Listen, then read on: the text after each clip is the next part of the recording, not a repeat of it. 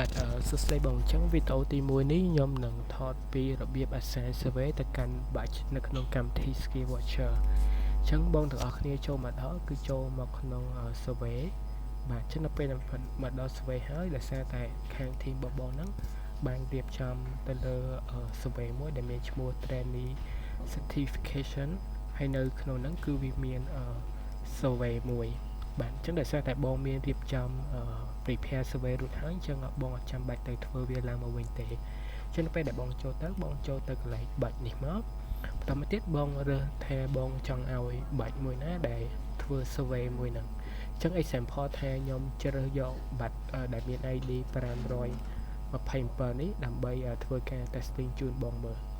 អញ្ចឹងដំបូងនេះយើងចុចកន្លែង click assign survey នេះមកយើងដាក់ survey មួយដែលមានឈ្មោះថា trainee certification បាទចឹងនៅពេលដែលយើងដាក់អញ្ចឹងគឺក្រុមការងាររបស់បងគឺចាប់ហើយតែប៉ុណ្្នឹងហើយនៅពេលដែលបងចង់ទៅមើលទៅលើថាតា skill ដែលមានបាច់ ID 527ហ្នឹងមាន survey ហើយឬនៅបងចូលទៅកន្លែង approve នេះមកហើយបងចូលទៅមើលកន្លែង527នេះអញ្ចឹងនៅពេលដែលបងចុចកន្លែង view survey ហ្នឹងគឺវាមានឈ្មោះ form ដែលយើងបាន assign survey ហ្នឹងឯង